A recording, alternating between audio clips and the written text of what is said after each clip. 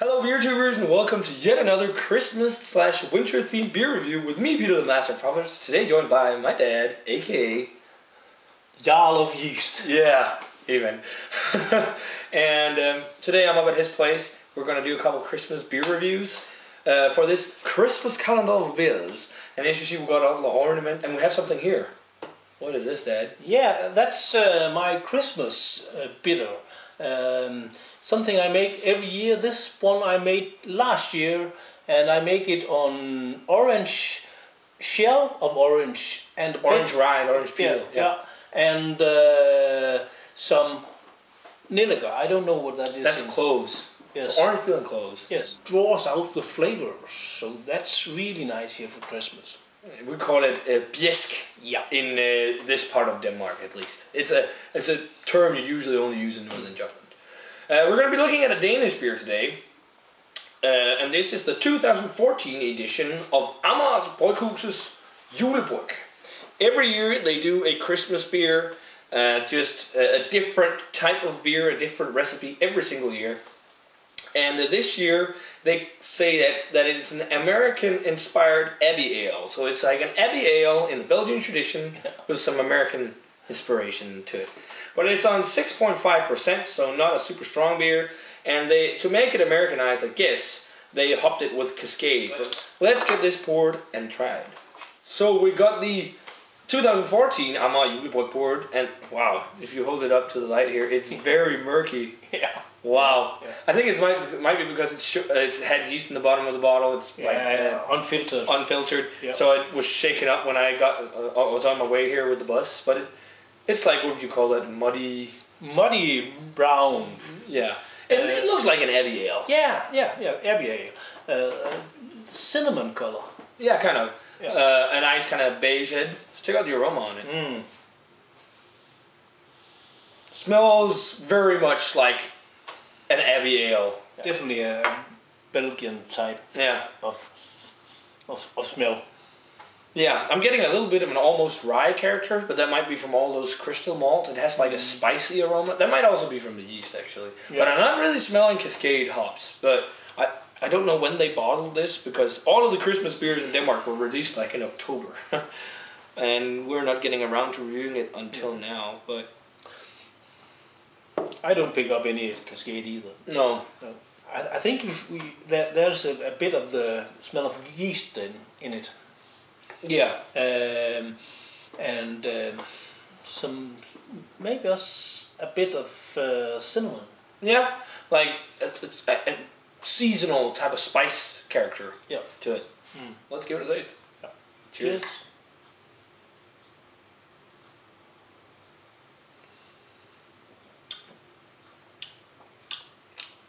It's bitter. There's Cascade in the flavor. It's quite bitter that is weird. That is sweet weird. And bitter. Yeah. That's a weird Christmas beer. Yeah.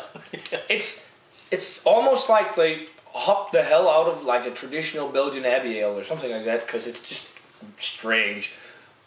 Are you tasting like the hoppy flavors? Yeah, I taste the very bitterness of the hops, but you don't smell the Cascade. No. Did they put in more hops than? No, it only says Cascade on the bottle, so it's only hopped with Cascade hops. I wonder if they dry hopped it, or how many hops they used. But they say it's American inspired. It's also quite dry, because of like the bitterness. Mm. I wouldn't say it's fantastic, but it's interesting. It's interesting. It's different. I like it more on the bottle, but I won't say it's like a mind-blowingly great beer. There's some citric notes, a little bit orange, a lot of bitterness, and that classic Cascade hop flavor.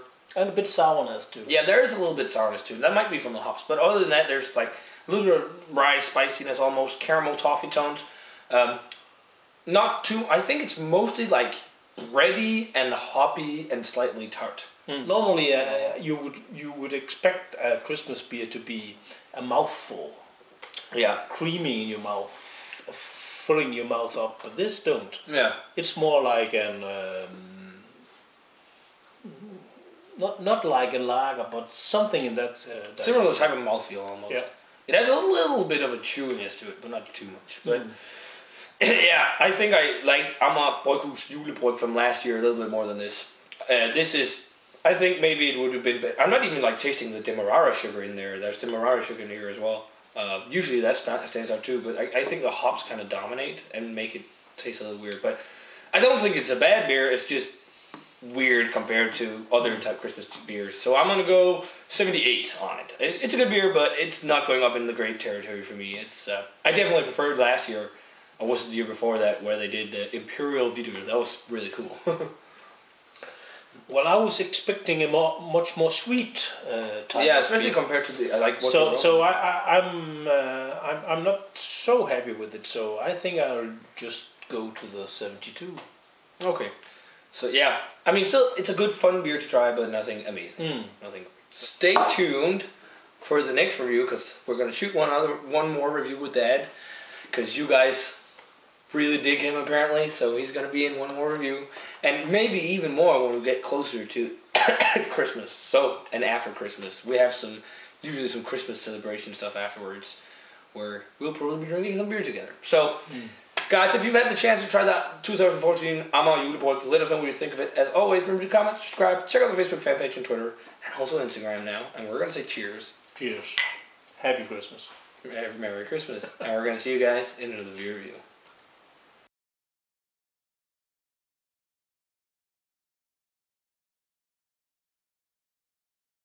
So we have a little bonus footage here because Dad wants to share his homebrew with us, or homemade biesk or bitter. Yeah. I've tried his biesk before. We went on a fishing trip this summer, and he makes a lot of different kinds. And he shared it with me and some of my friends who was there, and we had a little biesk tasting. It was quite fun. Tried a lot of different ones. It looks nice though. Quite clear. It's the orange color. That's probably from the orange peel, right? Yeah. Let's smell it. Oh wow, that's a lot of orange thinking that it's a year old. Yeah. My dad's. You need to get more into home brewing as well. I mean, he likes making his own stuff like that. Yeah. And building stuff and all that those things. But it smells nice. I'm mostly smelling orange. A little bit of cloves, but I think orange is it's like juicy orange aromas. You have to be almost like orange liqueur, like Carmagnola or something like that. Yeah. Similar orange aroma. You have to be careful with the flavors of the the cloves. The cloves because it's very very strong. Let's try it. Let's try it. Cheers. Cheers. A little bonus, guys.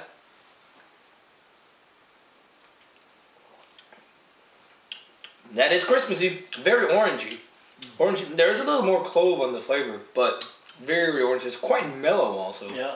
Partly because it's been sitting a year. But I think you can, in the next batch, you can use more cloves. You think so? Yeah, because I'm mostly tasting oranges, but it's really good.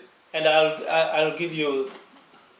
It needs a bit more spice. Yeah, but it feels quite Christmassy. So a little bonus video there, guys, of trying some homemade biesk or snaps or bitter or whatever you want to call it. Yeah. So cheers in the beer.